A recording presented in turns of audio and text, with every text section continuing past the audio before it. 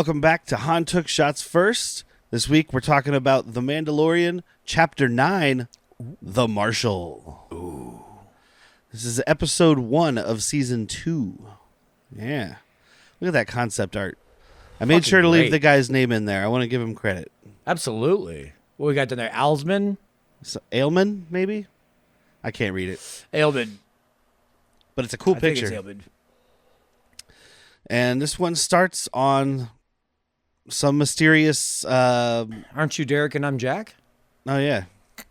I'm Derek. You're Jack. Send it. Send it.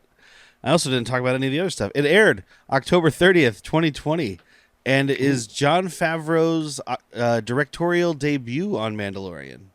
I was like, dude, do not say his directorial debut. Swingers, you're so fucking money. He didn't direct any of the first season because he was busy with The Lion King that he was doing there. The quote-unquote live-action one. Which the technology they made for The Lion King is what led to the volume. Oh, that's cool. Because I remember watching back when it first aired, they have the Disney Plus things, and there was one about the camera he was using for that was like they could make the whole CG world that they were using for Lion King, and then basically he had this camera that's like VR glasses, and he could like move it around inside the world. So it was like he was shooting there, except for he wasn't. It makes it better when there's something not there. Yeah. That at least it looks like it's cohesive, which is great about the volume. When these actors are looking at a spaceship, they all see the same image projected on the wall. So it's not like the 80s movies where you got one guy here and one guy over there, homegirl spiking the lens. Yeah, and a lot of the times the spaceships, especially when they're landed and stuff, are there up to a point, and then from the roof on, it's all on the volume. But it's that same idea of the technology where like he would move the camera in the CG world and things would distort as if they were on a real lens, and they took that and applied it to the volume. So now when they record on the volume and they move the camera around, the stuff around where the camera's focusing will go out of focus or turn or move the way it would if you were pointing a camera at it and it was real. It's cool. What George Lucas kind of always wanted. Yeah. He had a quote where he's of like, technology. He's like, eventually you'll be able to, eventually you'll be able to record these things in your garage. This is what he meant. He wanted his garage to be the volume. Me too now. It's an option. It's a pretty big garage. Yeah. Hope you got a big garage. I'm going to put my Millennium Falcon in it. Spotchka. You had spotchka for dinner, didn't you? I thought so. Oh, and let me mention up top, too, these episodes, if you're listening on the Han Took Shots First feed, are now available on our Bad Movies, Worst People main feed. Soon they will exclusively be available there to make my life easier, but I'm giving time for the transition so people can get used to that. Derek's life easier means more content. That's it. Yeah, it's just less places to have to upload, and it's much easier streamlining for me. So go check out Bad Movies, Worst People. Follow us there. Even if you don't listen to our regular episodes because that's not what you're into, these episodes will be available there. Also, why wouldn't you be into it? I don't know. I feel like what we're doing here, I mean... Yeah. It's the same thing over there, except for we're more vulgar. It's got a female presence. Yeah. We talk about kids' movies, and it gets real dirty. Every time. Without fail. So this starts on a random planet. We don't know. It's a more... not metropolitan planet, I guess, but it looks like a more occupied type of planet. It's got like a city and stuff. It's not Tatooine. It is. It's very neon from the Obi-Wan series that we saw. It's very Nar Shaddaa. If you've played any of those games, like it's a more sparse and seedier Coruscant. Yeah, If Coruscant's the benchmark here, it's it's the Yuma to Phoenix. And he goes into this battle. Thought I wouldn't get a Yuma joke in there. He goes into this thing. There's a battle going on between two Gamorreans. Which, I want to talk about the design of these Gamorreans. They are a little bit more sleek and a little bit more slender. Yeah. They say they did it on purpose. I think they just made it look this way. Like there was just an easier way to, how would I say this? To get that texture and everything that we saw in episode 6, Return of the Jedi, you needed more material. They found a way to make it look a little bit more realistic with less material. so it's not much of a fat suit. But they came out and they said they did it on purpose. They're like, no, I want to prove like Jabba's guards were kind of slovenly, fat and lazy. Okay, these are Gamorrean fighting pits. Like these are the gladiator version. Yeah. Instead of a heavy set Italian guy, that's working the doors because he can't run around making fucking collections anymore. Well, and speaking of people running the doors, the Twi'lek at the door is, I believe he was in like Stargate and stuff. If I remember, I didn't write it down, but I think it's one of the first times in live action, at least, that we've seen a black Twi'lek. Yeah. It's the first that I can think of. I know in the... Well, wait, no. I believe one of the dancers in Episode 6, Return of the Jedi, is a black chick. Is she? Okay. I don't remember. But I think you know what, now that I'm saying it, though, I think that she's a black chick that they powdered up. Like, they washed it out a little bit because George is like, there's no African Twi'leks. You know what? Black is beautiful and Twi'leks are beautiful. Combine them shits. Because I just know the first one I remember encountering myself is in the... New Republic or the High Republic books that I'm reading. You made it sound like you encountered a black Twi'lek, and I was very jealous for a hot second. Like the first time I encountered. He's one of the main Jedi characters in the High Republic series. Twi'lek would make a great Jedi, very much like the Togruta, which is Ahsoka's race. They're just naturally in tune with nature and the Force kind of thing. Oh, okay. You know who has a surprising amount of Force-sensitive people is the Devaronians, the devil-looking things. Yeah. They have a very high concentrate of Force users. Weird. I mean, they're the devil. It makes sense. Except for Yoda's species, the Yaddles over here somewhere. They're 100%. We've seen 3. As far as we know. We've seen 3, and they've all been pretty substantial. So, So we go in and we meet Gor Koresh. You know who voices Gor Koresh? I do, but I didn't. I didn't catch it when it first came out. It was something that was like clickbait after. It's like, you'll never guess. I'm like, well, I wouldn't guess. John Leguizamo. Yeah, that's Johnny Legs there with one eye. Fucking Johnny Legs. It's great because he's doing a little affectation. He's not doing his normal thing. He's kind of like, don't come cheap around here, kid. You want my advice? Take that armor off and give it to me before I skin it off your bones. But you got to throw a little Italian mobster on top of that, too. Before I skin it off your bones, come on. I said a little, not soak it in marinara, dude. Macaroni. Pasta fagioli. All right, fine. Gabagool. They call me olive oil Koresh. Oh, he looks like a pitted olive. Put a little fucking red pimento in there. We're having a teeny. Oh, he's got one on his finger. I want martinis. But so he's going in there looking for more Mandalorians because he needs to find Mandalorians to help him find Grogu's people so he can return him to his people, ? He said something about using the covert to travel, to just go between coverts. Because what he doesn't understand is we don't know this yet, but who he's meeting are not his people. They're Mandos, yes, but they're not his breed of his sect of religion. Yeah. So his pretty plan is, shortly, we don't get there in this episode or the next one, but pretty shortly we'll be getting to Bo-Katan and the Night Owls. Her people. That's her group. Yeah, she's got. I'm gonna have to do some more research on her because she just from the Clone Wars cartoons alone, she's got a real checkered past. She was working for Death Watch, which is these are the children of the Watch. I know you've mentioned them before. They're the crazy ones. Well, I guess Mando's people are the crazy ones. They're all kind of crazy. Paz Vizsla, who is the muscly, the heavy. Yeah, the Favralorian. One of his ancestors. It would probably be his dad or grandfather. It's not Tar Vizsla. Anyway, it doesn't matter. He set up a whole coup and took over, and then Maul took over Mandalorian from him. That's how you get the Maul Watch.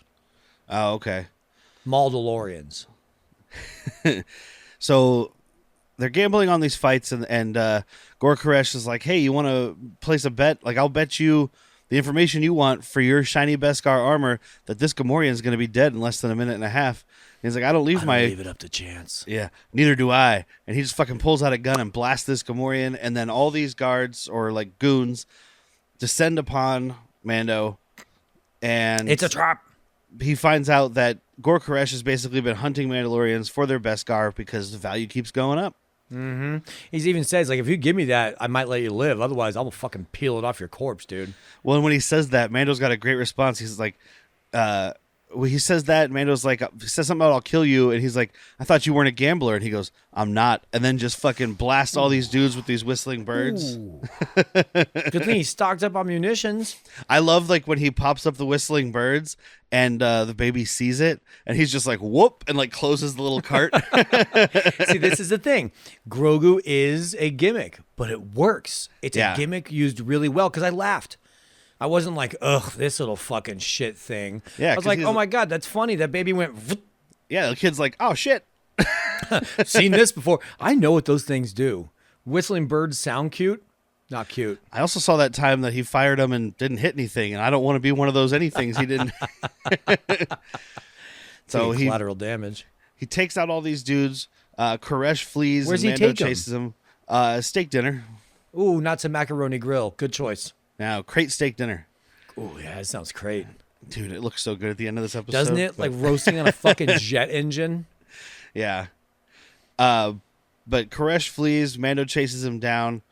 And that's when he tells him, he gives him the information. He's like, the Mando that I know of right now is on Tatooine and Mos Pelgo. I've been on Tatooine, dude. There's no fucking Mando there. Yeah. He's like, Trust me, the intel's good. Yeah, he's in Mos Pelgo. So he leaves him hanging from this thing like Spider-Man. But unlike Spider-Man, he shoots out the light so all these creatures that dwell in the shadows can consume this man. And it's funny. It's a bit like it's an exaggerated version of Christian Bale from Batman Begins. Like, I don't have to kill you, but I don't have to save you either. You did that and you shot out a light knowing these creatures were afraid of the light. A fucking vampire planet, dude. So he goes to Tatooine, meets up with Pelimoto. And immediately she's like, hey, droids, get the fuck away from his ship. He's like, they're fine. You know he hates droids. And he's like, these ones are fine. Yeah. I had this semi-romantic thing with an IG unit recently. Like, it was kind of bromantic. I'm better now. Tell you what, I wouldn't mind sitting in one of those games. Wow. And I love her thing when she sees Grogu, and she's like, if this thing ever like divides or buds or whatever it does, I'd buy one. Yeah. She's like, oh, the Force bless us. That baby's back. I fucking love this thing. Do the hand thing, baby. I need to help it find its kind. And she's like, never seen anything like it. And I've seen all shapes and sizes. We find out later she used to date a Jawa. Yeah, that's what I was thinking about. She's fucked a Tusken Raider. There's no chance, dude. She's like, hey, you got the equipment that plugs into my equipment? Let's do this. Like, I can make you go, Let me see your face. She's like, howl like a krayt dragon. They terrify easily, but they're gonna come back in greater numbers. She's like, oh my. Sounds like a party. Okay. Time to pally-mow me down. Most bukkake, dude. But he does ask her about Mos Pelgo, and she's like, yeah, that shit was wiped out by bandits. It's not on any maps, but I can show you where it is. And has this R2 unit come over. Which is R4. Yeah, which looks like it's the same one from episode 4 because it has got carbon scoring. Yes, yeah, it's got the burns around where the motivator went bad.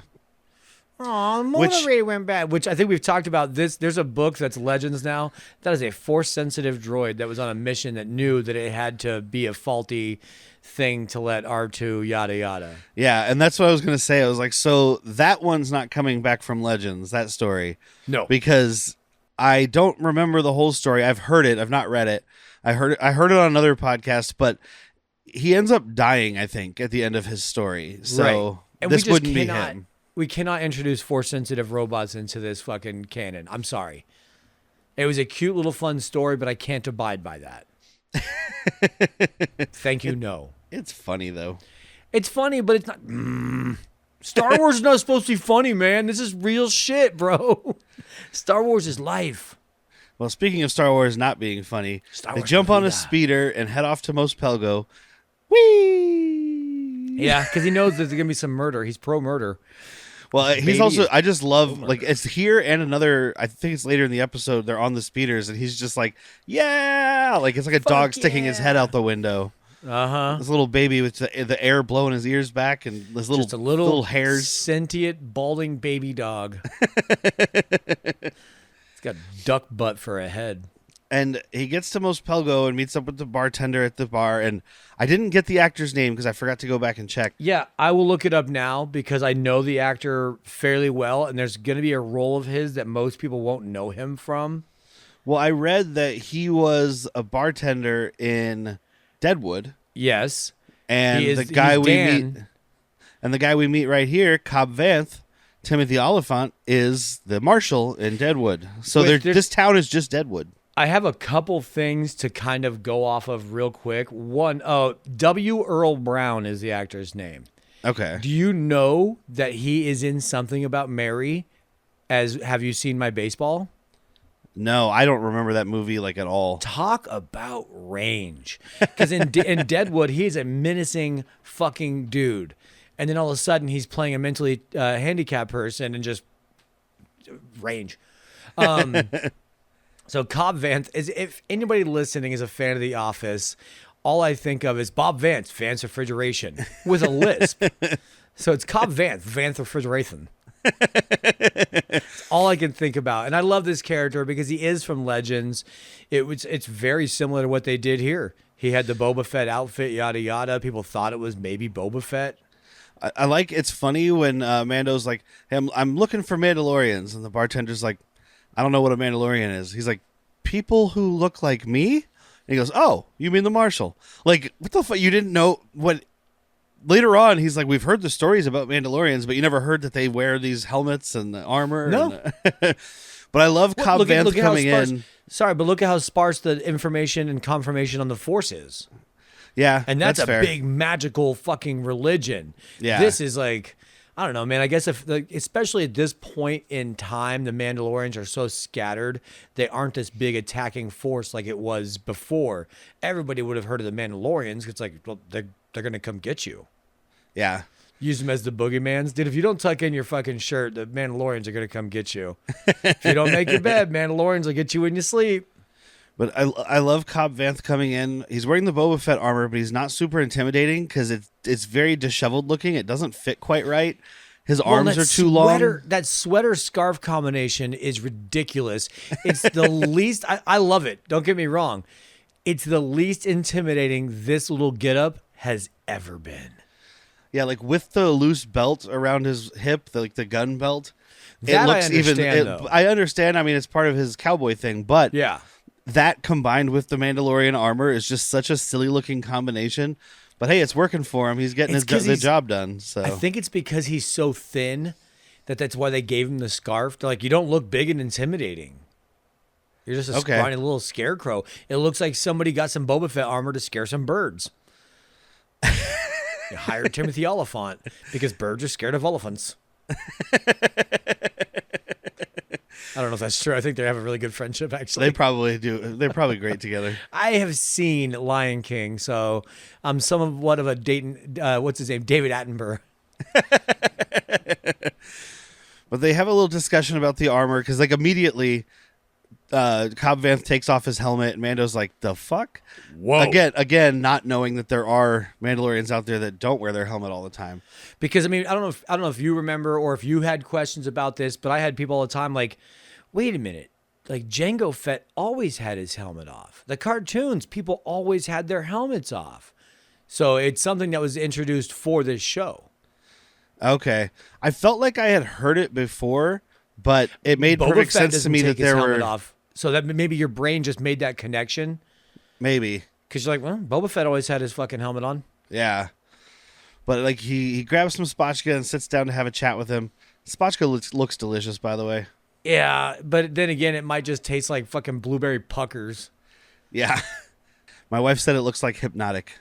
Hypnotic. I was trying to think. It's like, it's not Alizé. But you're not making Hypnotic on Tatooine. So like we know that's like a straight up like barrel proof grain alcohol type of thing, but it glows blue. That's awesome. That's imported. Oh, okay. This little town. That's like saying this town is like, let me get a vodka, and he's like, oh, you want the Grey Goose? No, this town doesn't have Grey Goose. You're lucky to get the Marshal has an extra special bottle of bourbon. It's maybe spotchka is just their word for spirits or booze. Okay. But because we talk about nog in Andor, they have Rev Nog, which has meth in there. They have Med Nog, which has Bacta in there. They've got Reg Nog, which is just a regular nog. Of course it is. It's right there in the name. Nog for every occasion, dude. If this van is a noggin, come on in. I was trying to see if I still have the pictures on this computer. I don't think I do. Originally, we had talked about calling the show Hold My Spotchka. Oh, and yeah. I used an image from this.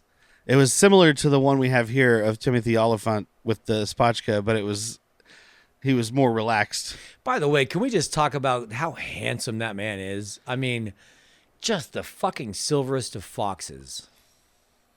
Well, and the fact that like he's always playing like a marshal or something in some dirt town, I'm like, nah. I think they're having fun with this one on purpose. They know, like, Wanted is or Justified is one thing. Yeah, between Justified and Deadwood. I think, but with the bartender connection, who's playing Weequay, who, by the way, we talked about this in another episode. I didn't know if the character was Weequay or the race. I knew it was the race, but this proves that there's a Weequay are normally so solitary that just that's what they're called. Imagine if like redheads hated each other, which we do. Imagine if redheads never hung out. You'd be like, well, that's Ginger. Is Ginger his name? No, it's what we call him because he's the only fucking one I'm gonna hang out with. One at a time, guys. We're like right before they get into a fight, because he's like, one of us is not leaving here alive. Everything starts rumbling. Bummer to hear. Yeah, everything starts rumbling. This a sandworm essentially comes running through town. Sandworms. Different sandworms, not the Beetlejuice sandworms, but the Dune sandworms. So I thought about it when watching. I was like, well, I mean, I know Derek says like a lot of the original Star Wars had like inspiration from Dune, and it's clear. I'm not arguing that. Yeah. Somebody here, way past George Lucas, still pulling some inspiration from Dune. Well, and when I was looking for the image that I ended up using for the title thing, I looked up like Chapter 9 Krayt Dragon concept art. And there was one that somebody had done where it was more of like a dragon. Like it looked very similar, but it was flying. But Okay. I think maybe there's a couple of reasons it might not have worked. You know, maybe it looked too silly. Yeah. Maybe it's easier and cheaper to put it under the sand and make the sand move. That does make it a little bit more menacing too, where it's like, you don't need to see it all the time. If it's flying, I don't know, it opens up too many possibilities of like, how is this thing not done this attack? How is it not done this? Yeah. And there is a lesser krayt dragon, by the way, because I know when this came out, people were like, I've hunted a krayt dragon in that Knights of the Old Republic game. That wasn't that big. This is a greater krayt dragon. We've killed and hunted and eaten the lesser krayt dragon. We stuffed him with whipped cream and strawberries. You can get him real cheap at Denny's down the road. But this thing goes through town, fucking some shit up, bursts out at the end of the little run of town, and just chomps down on this bantha, which is, it's a big fucking thing. Like, you see how big the krayt dragon is here. Oh, absolutely. Mammoth. I like the design of it, and I like the way that they're choosing to show it. Yeah. So he's like, hey, I might have a proposal for you. Let's say you help me kill the krayt dragon. I give you the armor back. We all live.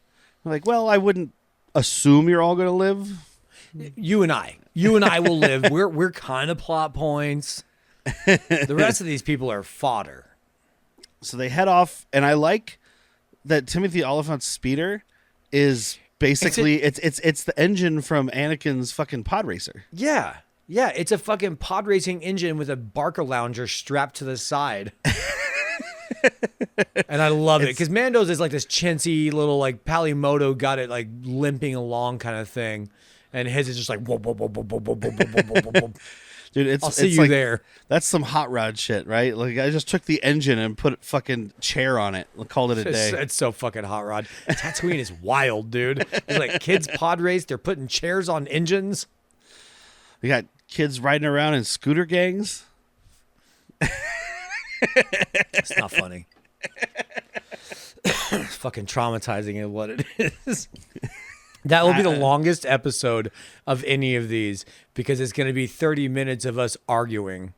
Wolverines. Yeah, right. But they zip off. They run into... Well, they get stopped by these like skags from Borderlands. I'm sure these things have a name, but they look like skags from Borderlands. It's something very similar to like dog. I just don't remember exactly what it is. And Mando knows right away that they're with some Tusken Raiders. So they're domesticated. He calls them out, has a little chat, and it's kind of like we've seen. With what's his name, Toro Calican, where Mando is friendly with the natives. Yeah. So he's able to talk to them, and you can see that Timothy Oliphant's like got his hand on his gun, and he's like, "What the fuck are you saying? What are they saying? Am I gonna have to kill a bunch of dudes?" Because he even says the armor has helped him fight off Tusken Raiders, has helped him fight off bandits. So he's been killing these dudes. And they call them raiders because they've been attacking the town. Yeah. It's so reminiscent of an old Western where town whatever, generic town A, is very upset with the Native American or indigenous people, we'll say here, upset with the indigenous people, not even thinking that you're on the indigenous people's land, so we might as well just fight. And here comes this wandering cowboy who's like, no, I actually know the language. Yeah. You know what I mean? Like I can't think of one off the top of my head. Well, a much newer one that's a comedy is Mel Gibson in Maverick. Okay. Where everybody else is like, oh, those savages are here. And he's like, yeah, I'm actually pretty good friends with them. Yeah, I mean, if you've seen it before, you've seen a Western, there's always, not always, but oftentimes there is, your main character will be friendly with the natives and everybody else thinks that they're all savages and raiders. Yeah. But you know what happens when you displace the native population and take away all their resources? They have to raid your town to get resources for their people. Right. It's weird. And it's weird. You might even be on some like fucking Holy Land or some fucking, very like a grave. What do you call it? A fucking Craig T. Nelson's house from. Thank you. I was like, Poltergeist. We're gonna get to Poltergeist here. Is that a Tusken burial ground? Did you build your town on a Tusken burial ground and not tell anybody? We moved the gravestones. Oh, good. Where did you move them to? In the back wash where you just threw them? Have we got a podcast for you. Bad movies, worse people. I mean, look, you like getting a couple beers in you, watching a bad movie, and yucking it up with your friends. That's what we're doing. We have microphones. We have great impersonations. We have bad impersonations. I think it might be one of the best podcasts I've ever heard. That's the best podcast I've ever heard, fellas. And I ain't lying through my giant teeth. There's a sample. Yes. You can find us anywhere. badmoviesworsepeople.com. Come check us out. If you don't follow us, we will follow you home. Hey, guys, I don't want to sound needy here. I'm needy. But we have a Patreon at patreon.com/worsepeople. Mm-hmm. And I know times are hard right now. Real hard for me. Inflation's up. Oh. You can't afford your groceries. Can't eat. We're not begging. I'm begging. We're not pleading. I'm pleading. We're not down on our knees. Oh boy, I mean, my knees hurt. They've been on so long. But we do kind of need the money. I need the money bad. we need new equipment. New equipment. We need to do remote podcasts for all of you. I wouldn't mind eating. We need to have video. I wouldn't mind eating. We need more drinks. Food sounds good. So please check out patreon.com/worsepeople. Please check us out. You get a bonus episode every month, and we're going to have more content coming for you. I'll send you pictures. Thank you, guys. Thank you so much. Please give me more. Patreon.com. I'm being held hostage here. /worsepeople. If I don't pay my way out of here, they're going to kill me. There is a point right before they get to the Tuskens, where Cobb Vanth gives his background with finding the armor. So, like, they were hanging out in town when the second Death Star was destroyed. Yeah, and the Mining Guild came in right away, took over the town. I mean, like, literally, there's a hollow in the back playing of the Death Star exploding, and here comes the Mining Collective. What did they say? There's a line that explains it really well. They're like, power hates a vacuum or something like that. Yeah. Where it's like someone's guns to move in. I do want to mention briefly, because I just found this little fact out. I'll probably say his last name wrong. Troy Kotsur, Kotsur. He is a deaf actor who I recently saw him on Foundation. He's a stuntman, and he's probably one of the Tusken Raiders in this. He's the one that invented the sign language that they use. Yeah, I read in the trivia that the guy that helped create the sign language they're using is the one using it in this. So he's the one sitting around the fire. Because it's funny enough, I see this actor on the show Foundation just recently, and I was like, oh man, it's kind of he plays a deaf person obviously, and he's doing the sign language, and it just got me thinking. Looked him up, and sure as shit, like that he was on set, and they're like, we need a form of sign language, and he gives it real basic, like kill. You know? Yeah, which I like that one because. I'll get to it real quick in a second, but I just want to talk about when he's telling his story. They came in, he took off, just grabbed a Cantono from their speeder there, and took off, not knowing it was full of silicax crystals or whatever. That sounds right. That sounds right. And he was ended up being found by the Jawas, traded the crystals for the Boba Fett armor, came back. And just fucking wipe these dudes out. I love that he walks in and just starts shooting these dudes. The only thing the armor did, because he's just taking them all out with his like 6-shooter blaster. It blocked one shot. But it blocked one shot that went right to his chest, so that would have been it. But when they take off and he just like targets them with the rocket, and he has to do that silly thing that Boba Fett has to do to like bend over to like shoot the rocket. I understand it. Silly. I mean, you're shooting a rocket off your back. I understand it, but like, can't it just go up and then turn? It's heat seeking. You just got to clear. Or target seeking. You just got to make sure you're clear. I know. It looks silly, but it's cool because it blows the fucking shit out of this speeder and all these dudes. So you think that looks silly and you're going to defend the fucking biker gang later in this year? Yeah. You're silly. But I like he's full of like these folksy sayings. Like they're going on and he says something about finding the armor, I think, and he's like, every once in a while both suns shine on a womp rat's tail.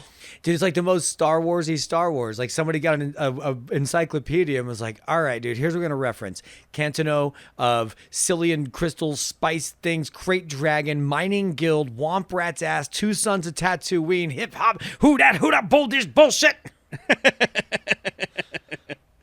It's fucking great, though. Also, put Billy Zane in Star Wars. Yeah. I don't even care if he's a droid voice, dude. That's the easiest way, or a trooper voice. That's the easiest way. But also, Billy Zane is some sort of scoundrel from whatever that casino planet is in Episode 8, Last Jedi. Yeah, I don't remember. Yeah, it doesn't matter. It's a stupid fucking movie. It's a fine movie. That's why you can remember the name of the planet? Well, I don't remember the name of the planet, but I remember the movie. Turns out you're nobody. You're not important. No, I'm a little baby. You can't be a nobody if you're a Mary Sue. And then J.J. Abrams comes along and is like, no, she's the Emperor's daughter. Shut the fuck up, J.J. That fixes everything, doesn't it? We'll just have her say she's a Skywalker at the end. It's fine. But they get to these Tuskens. It turns out they want to kill the krayt dragon too. No surprise. Weird. So they sit around the fire and they're discussing their plan. Timothy Olyphant starts getting all pissed off. They give him one of these black... He won't drink this black Melon. Yeah, he's like, it smells like shit. And then basically the guy's like, what, so you steal our water, but now when I give it to you, you won't fucking drink it? Go fuck yourself. Yeah. Which is a fair response. This is how it would be like someone saying, hey, I got this cactus juice that's as much water as we're going to get in the desert. Like, no, it's Fiji or bust for me. Is that smart water? I didn't think so. Is that locally sourced? But this is what I was going to say about the sign language, because you see the Tusken guy yelling at Timothy Olyphant. They get in each other's face, and he does the little chop thing that means kill. Yeah. But we don't know that yet because they've done it, but we haven't heard context. But he's just like, I will fucking kill this dude. Because then right after that, like their tempers flare up. Mando's flamethrower flares up. They both sit down. He's like, chill the fuck out. He talks to the one dude with the sign language, and Timothy Olyphant's like, what are you telling him? He's like, the same thing I'm about to tell you. Chill the fuck out, otherwise we're gonna die instead of killing the krayt dragon. And when he says that, and he's talking to the Tuskens, he does the little motion. So you're like, oh, that means kill. That guy was just telling Cobb Vanth, I'll fucking kill you. Yeah. Or he's telling all his buddies, like, I'll fucking kill this white dude, Cobb Vanth. From Vanth Refrigeration. Corn Cobb Vanth. Corn Cobb ass motherfuckers. So they team up. They go off to check it out. I don't know. The krayt dragon is living in an abandoned Sarlacc pit, apparently. And I love Cobb Vanth, like, there's no such thing as an abandoned Sarlacc pit. And he's like, there is if you eat the Sarlacc. Yeah, I've been on Tatooine my entire life. They've never been abandoned because they just must live to be forever old because they don't have a lot of predators. I mean, they have 10,000-year digestion cycles, so they digest one thing and they die. Finally. But we got a little graphic of a Sarlacc here. So what's the pits? So the pit is basically an opening where he puts his mouth. So yeah, it basically goes underground and just puts its mouth to the fucking edge of the sand and just opens up. Because I wanted you to bring this up because a lot of people had questions about it, and I definitely did because when this came out, I was like, a Sarlacc pit I thought was just a fucking pit, but no, it would have to be more, especially 10,000 years of digestion. Well, and you get into the special editions versus the real movies and all that because the original, it's an open hole that has some spikes in the side of it and people fall in. Yeah, and then the special editions has the little beak that you can see on our graphic that we have here that comes out. Made all those stupid shrieking noises.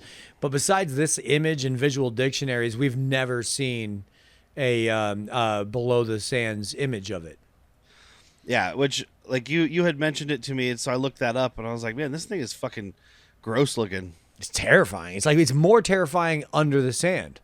Well, and it looks like, and I can't read on the screen all these little details, but it looks like there's little like roots coming out of it. Like it's not just the parts that look like they're obviously the kind of appendages, the arms and legs kind of, but on the side of it, there's like stuff sticking out. It looks like little roots, and I'm assuming that's doing exactly what roots would do. It's like that thing sits there, keeps its mouth open for food, and those little things come out and pull in water from whatever source it can find. Yep. Maybe some black balloons. Yeah, the thing's gross. Yeah, I like it. But they one of the Tuskens goes up, offers up a bantha because if they feed it, it'll sleep longer. The fucking krayt dragon comes out and just eats this Tusken Raider instead. Like this thing was like, I'm not hungry. I'm just annoyed right now. I'm sleeping. Yeah, I'm gonna eat you. I'll save him for later. Because you know what?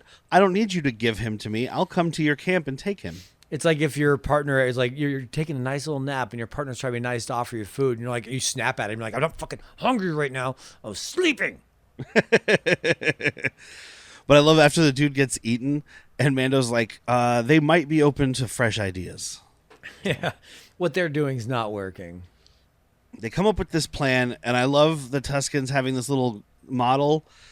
And he's like, Cobb Vanth's like, what are the bones? Well, that's the krayt dragon. What are the little rocks? That's us. He's like, that's not to scale. That can't be to scale. And he's like, yeah, no, it's to scale. And he's like, let me converse with him in sign language real quick. Oh yeah, that's the scale. And he's like, apparently, I've only seen the head and the neck. That thing's too big to kill. Yeah, like you saw a bunch of the whatever's like close to breaching. Yeah, you didn't see any of the under. Yeah, again, just like the sandworms in Dune, you see what comes out. Not Dune 1984 because you end up seeing the whole thing, right?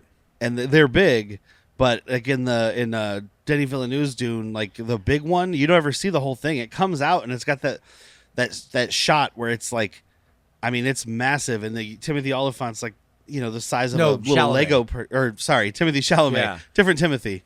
He's got 2 E's. He's like the size of a Lego person in front of this thing, and it's fucking crazy. Like, and that's only the front half of that. Like, from what I remember of reading the books, because it's been a couple years, there's a lot of those underneath the sand that you don't see. So basically, Mando is like, I'm gonna volunteer your town to help with this, and he's like, excuse the fuck out of me. What you're gonna do? What now? So he's got to go try to convince the town to work with the Tuskens who've been raiding their town, but the exchange would be, you help with this, they will leave your town alone completely until one of you breaks the peace. We are going to implement the fuck around and find out policy from here on out. Don't start none, won't be none, if you will.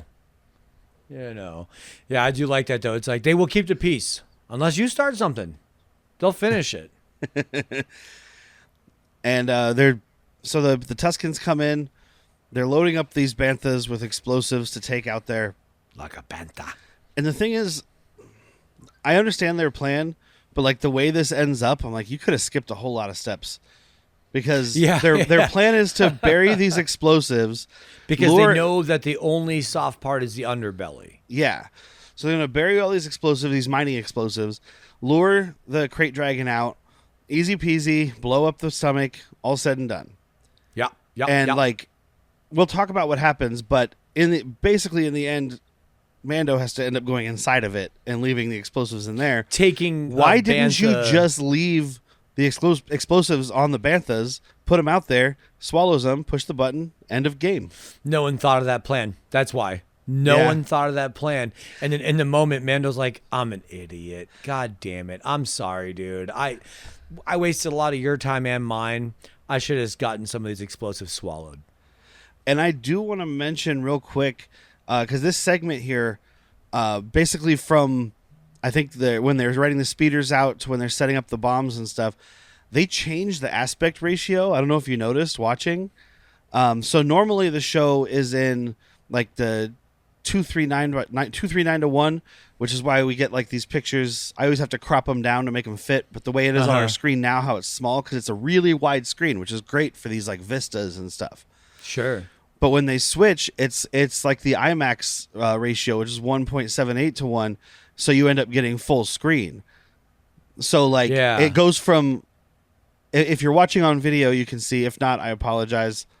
But it goes from this smaller screen to full screen, basically. On my TV, that's what it looks like. You have black bars at the top and bottom, and then it takes up the whole screen. Also, it's like, I didn't know it vomited acid. When we thought of this plan, that's new. Yeah, that's a thing they all learned today. Oh my God, it's so much more deadly than we thought. We already thought it was deadly. This is wild. And I went to go look it up to see if maybe they filmed it with IMAX cameras or something, because that's like it's like on Sinners, the 4K that just came out. Because when you're watching it in theaters, it's got letterboxing, and then once all the shit goes down, it goes full screen, because those are the segments in IMAX where if you're watching it in an IMAX theater, those images are ceiling to floor, take up the whole fucking building, basically. Okay. So I meant to look up I tried to look up if they had an IMAX camera, but I couldn't find anything about that. But it's cool that they changed the aspect ratio, because again, they know you're watching it at home, so it doesn't make that big a difference, but it does give the scale of things a lot more. Made a difference enough for you to notice. Yeah. I didn't notice the first times watching this, but I definitely noticed this time around. I was like, I'm just the a black different bars kind of disappeared. I'm a very different nerd. But so, yeah, they bury the explosives. They set up these ballistas, and they start calling out the dragon. Yeah, I know a thing or two. I've watched Game of Thrones. I also heard the term ballistas. What was that show where they would... It was like a Spike TV or some shit, where they would set up like battles between anachronistic types of like warriors and stuff. It would be like, what if we had a bunch of Mongolian raiders fighting medieval knights, and they would like build all these weapons and test them out and get all these stats. I don't think I know that one. Oh man, I got to look it up. They would get all the stats from all these weapons, like how hard do these things shoot? What's the range? This and that. And then they would end up plugging it all into a computer, and the computer would basically run a simulation of like, you had 100 guys of this versus 100 guys of that, and see who would win. And then they would have like, they would do like a reenactment kind of thing, if I'm remembering right, where they would have like actors and they would show the battle. They wouldn't just show you the bleep bloop computer simulation from like the mid 2000s. But that makes for a boring fucking view. I heard the word ballista on there a lot. It's basically makes sense. Makes sense. For anybody that doesn't know, ballista is just basically a giant crossbow that takes like 4 people to use. Yeah, it's a crossbow cannon. I was gonna say trebuchet, and I was like, that doesn't help. No, cannon. Trebuchet is closer to a catapult.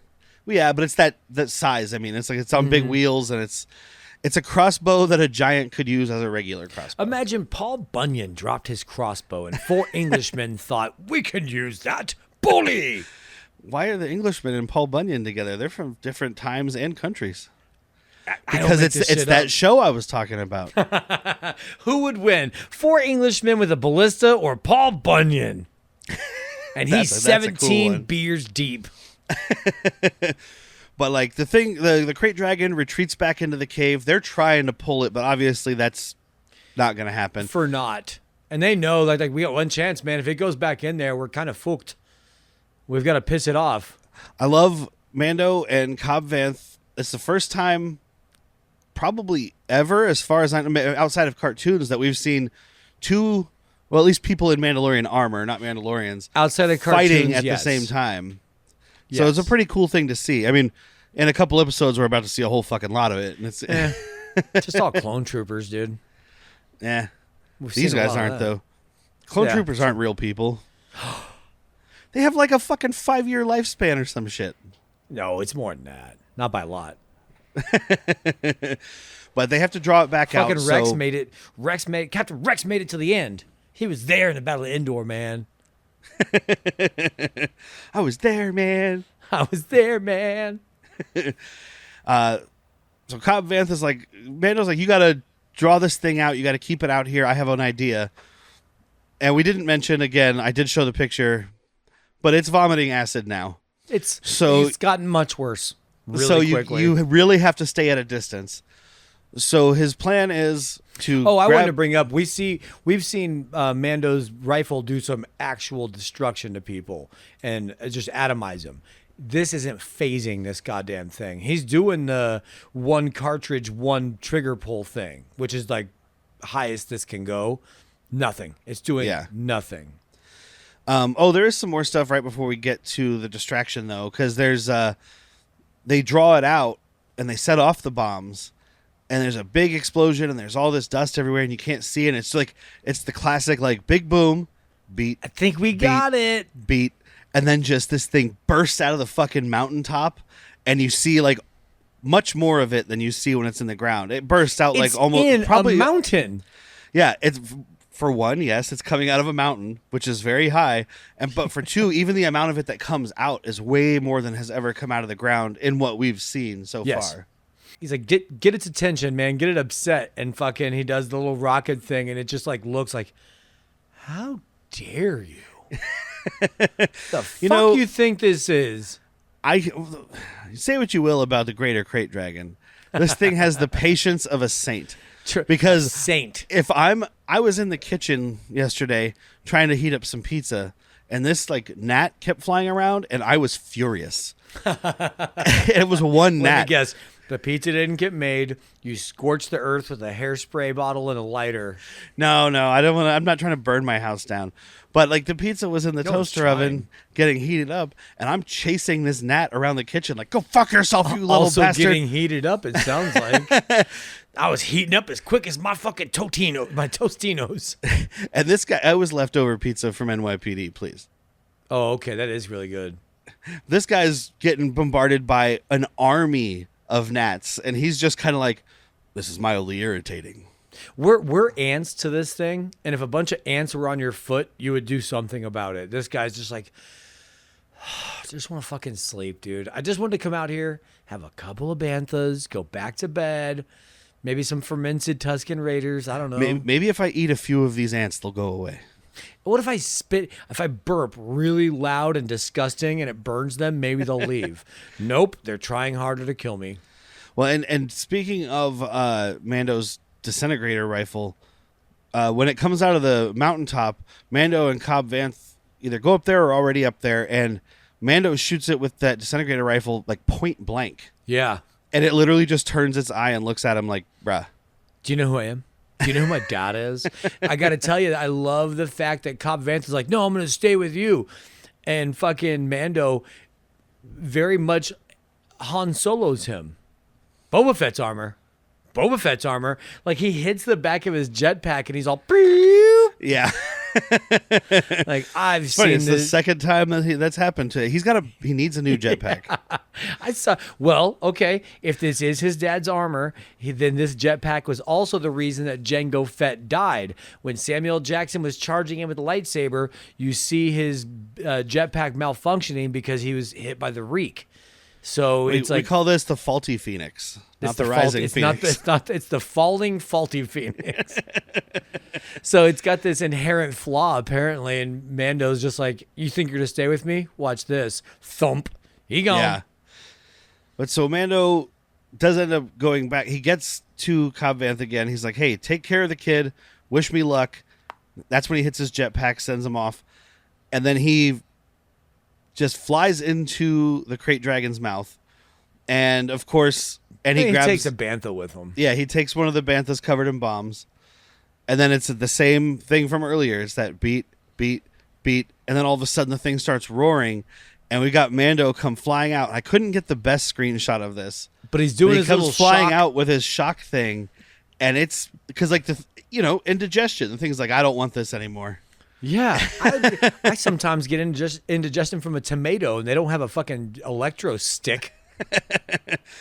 So he flies out, hits the detonator, big bada boom. Big bada boom. Empties out this fucking thing. And I love that this is, again, back to like our own, we live in Arizona, so we have a lot of Native American culture here, obviously, using every piece of this krayt dragon, where Mando and Cobb Vanth and town people are like, I just want a couple of ribeyes, dude. We can get rid of the rest of that shit.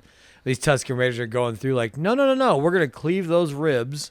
Those ribs are going to end up being a fucking cage for something. Well, and that was part of the deal is they get the dragon and the ichor, which I'm assuming is what this big pearl is that he picks up. Yeah, I would have inside to of it. And there was something in the IMDb trivia that I kind of scanned, but it was one of those really long, nerdy Star Wars rants, so I didn't get all the way into it. I mean, but I know it's a quest thing in one of the KOTORs. It's something about it helps with digestion, something. But I'm sure it's delicious. So I think, dude, if it's me, you never get rid of this pearl. You just keep that pearl in the mantle. Like, look we killed a krayt dragon, a greater. I'm thinking about the Jawas and the Mudhorn. Like these Tuskens are going to take this thing back and crack it open and get fucking Gets them stoned. all high. Oh. Again, going back to Dune, the sandworms basically create the spice is what happens in that. Yeah. So maybe this thing, they just they grab files and they start filing off and they just get spice out of it. And then now they can hawk the spice, get some money. They don't have to raid so much. If anybody can correct me, I don't think there's spice on Tatooine naturally. No, there is because we see it, or maybe it just spilled out of the train. In Boba Fett, we see it from... That's them transporting. They're using Tatooine to transport it. Oh, okay. Because I'm getting things mixed up in my head because I'm like, no, you see the gold in the sand. And I'm like, nope, that's Dune. I could be wrong. But I mean, obviously, we know like the Kessel mines. Like that's the big fucking spot for spice. But there's other spice mines. Yeah. And maybe one is on Tatooine. I'm not sure of. But yeah, so they're harvesting the dragon. Mando takes the Boba Fett armor. And I love Cobb Vanth's last thing is like, make sure to let your people know I didn't break that. The jetpack? Yeah. Because we know. We know you didn't break it. And the last thing we see is the mysterious figure watching Mando zip off in the distance. I forgot that he turns face. Yeah. Because looking at that image, you have thoughts of who that is, but you do not know. Yeah. And he's got the, what's it called, gaffy stick? Yeah. Oh, yeah. And he's got the big rifle. The repeater, which I mean is equivalent of like the townspeople have the equivalent of like semi-automatic, and the indigenous people have the equivalent of a flintlock. Okay. That's what it is. In my opinion, it's always been that way, where just again parallels to our state and whatnot. You know, the Native Americans grab whatever they could, and sometimes they're using old antiquated guns. Whatever helps. Whatever you can get. Yeah. So that's the end of Chapter 9. Tune in next week. We'll be talking about Chapter 10, The Passenger, which is an episode that has a lot of controversy. A lot of people didn't like it. I thought it was hilarious and thrilling. I have some thoughts. But we'll be talking about that one next week. And don't forget to check out our Patreon at patreon.com/worstpeople. You can get all of the Han Took Shots First episodes early and ad-free. And when we do the big two-parters for the movies, they're uncut too, so you get the whole episode at once. And we have a bunch of other content there for Bad Movies, Worst People, our other show, plus another side show called Latchkey Vids. So there's a lot going on over there for either $3 or $5. It's really not that much. At the $3 level, you get the Han Took Shots First episodes. It's not much, and we very much appreciate it. We do. When we're trying to make it the most value for your money.